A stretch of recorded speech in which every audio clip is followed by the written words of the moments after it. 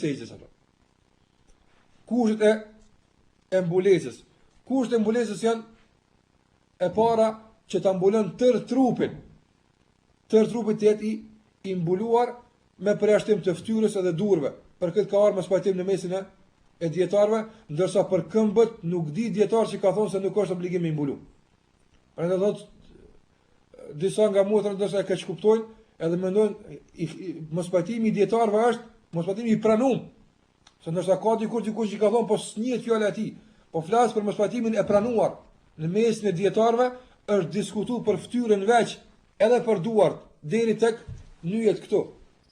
E jo deri se sikurse e kanë kuptuar disa, sikurse për shembull është dietari i njohur Ebu Ala al-Maududi e ka kuptuar ihtilafin e durve se është deri te brylat. Kjo është gabim, s'ka thonë me këtë mendim askush. Prandaj thash gjontin në fjalë që ka thonë dikush me po kjo fjalë s'është e thënë nga dietarët ekspert në këtë drejtim. Andaj themi se duhet mbuluar i tërë trupi, duke përfshirë këtu edhe këmbët me përjashtim të pjesës së përparme të fytyrës edhe duarve deri tek nyja. Kjo është kushti i parë. Kushti i dytë është që mos të jetë mbulesa e ngushtë. Çka ne kuptojmë se të ngushtë, do të thotë çka mos të jetë ajo që përshkruan ndonjë pjesë të trupit që është ndaluar të duket e zbuluar. Nga se disa mbulojnë pjesë të trupit, mirë po subhanallahu ajo mbulesë është ndoshta më provokative se sa të kishte mbetë e zbuluar. Për këtë arsye duhet që të jetë, ka thonë dietar, të jetë fatfad, do të jetë çka i gjerë hijabi që mos jetë përshkruas i trupit. I treti mos jetë i të dukshëm. Do çka të jetë me një mbulesë të mjaftueshme që nëse mbulon kokën me shami, mos të duken flokët. Po të jetë mjaft i trash saqë nuk duket ajo që është mbuluar përmes asaj shamie, edhe normalisht edhe pjesa e mantillit të jetë jo e të dukshme që mos duket trupi brenda. Kushti tjetër që kanë përmendur dietarët e hijabit është që mos të jetë hijabi i parfymosur, nga se femra ka të ndaluar rrepsisht me dalë e parfymosur në rrugë. Andaj thot pejgamberi sallallahu alaihi wasallam, tibur rajuli ma dhahara rihuhu wa khafiya lawnu.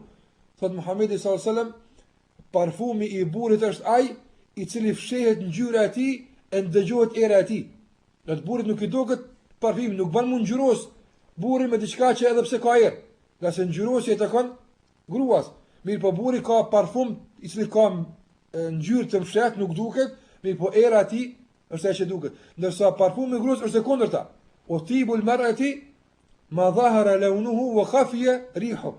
Ndërsa parfumi i gruas është ai i cili duket ngjyra e tij, mirë po nuk njihet era e tij. Andaj nëse gruaja do thotë don me shku me ndonjë manifestim ose ka me shku diku në nesën e grave, i lejohet asoj që të ngjyroset, mirë po me kusht që ajo që është ngjyros me të, do që ka mos ta shohin burrat e tjerë të huaj. Për shembull, ka mundësi që të jetë ta ketë kerrin që burri që ndite ose baba ose vllai që ndite vani, në kerr nuk duket, është mbrana, edhe deri tek vani ku ka më dal nuk e sheh asnjë burr. Me këtë kusht po them, bën me dalë ngjyrosur te shtëpia. Po ndyshe nuk lejohet. Kryesorja nuk bën me dalë e parfymosur me parfym i cili do të thotë shihet, me parfym i cili ndëgjohet era e tij, nga se pejgamberi sallallahu alajhi wasallam e ka mallku. E kjo është padyshim nga prej formave që tregojnë se kjo është me gjunave të mëdha. Do thotë kur Muhamedi sallallahu alajhi wasallam mallkon për ndonjë veprim, atëherë kjo me kuptues se ky gjuna nuk është i vogël, mirë po është gjuna i madh.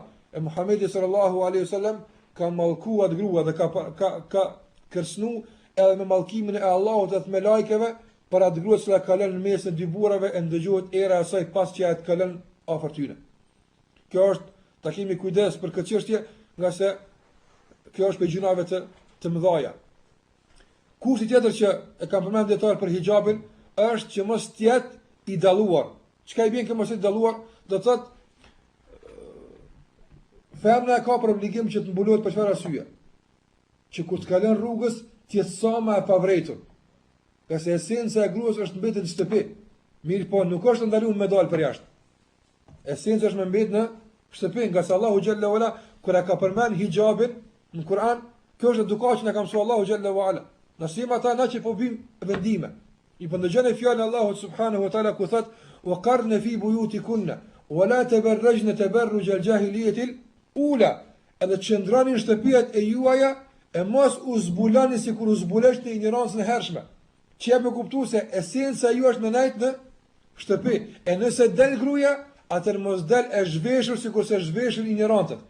Në kjo regull, Allahu Gjelle Ola e përmen këtë renditje mënyrën e gruas në raport me dalën e saj ose mos dalën e saj. Kryesorja, nëse del në rrugë, atër dalja e saj duhet del për nevojë caktuar. E jo me humbkov rrugëve ose me shëtit, ose me mbet si kurse vrejnë nga njëre, don motrët caktuara në rrugë, bisedojnë ose kohë gjatë rrinë, e bëhen shënjesre të tjerë që t'i shikojnë ose ndoshta e diçka dhe ma tepër në një fjalë se ngasmim ose kështu me radhë, nga se kjo nuk është e mirë. Mirë po femna është ajo që del në rrugë për nevojë. Ka me shku ndoshta në shkollën e saj ose ka me shku tek familja e saj ose ka me shku dikon, normalisht del në rrugë hec, ashtu sikur se ka i hije një muslimane të hec. E këto dietar kur thonë për që mos jetë hijabi i dalluar, do thotë çka? Mos jetë që kur del në rrugë me ndonjë tesh çuditshme që ta tërheq vëmendjen e të gjithë që ta shikojnë atë. Andaj kjo është e ndaluar, e këto në shërat i thonë libasu shuhra, don tesha që sjell autoritet. Nuk është autoriteti ai që e dim nami po sjell vëmendje, si tërheq shikim të tjerë. E thot Muhamedi sallallahu alaihi wasallam, men labisa libasa ash-shuhrati fi dunya albasahu Allahu libasa dhulli yawm al-qiyamah. Ai që vesh tesh dallon për tyne, veçan diçka, veç me shikuar njerëz, me tërheq vëmendjen e tjerëve, e vesh Allahu me tërhet e nënçmimit dhe poshtërisë ditën e gjykimit apo. Ai nuk bën me kon njerëz shumë i dallum në mes e njerëzve ku jeton, që përmes dallimi ta tërheq vëmendjen e tjerëve e që pastaj ti po qive se valla të tjerë po folin për te ose për shikonin se kështu më radh. Mirë po, femna musliman duhet të jetë sa më e pavretur në dalën e saj, ta kryen punën e saj dhe të kthehet në shtëpinë e saj ashtu sikurse i takon. Këto janë kushtet e hijabit që i kanë përmend dietarët, edhe kështu duhet të jetë hijabi i gruas muslimane.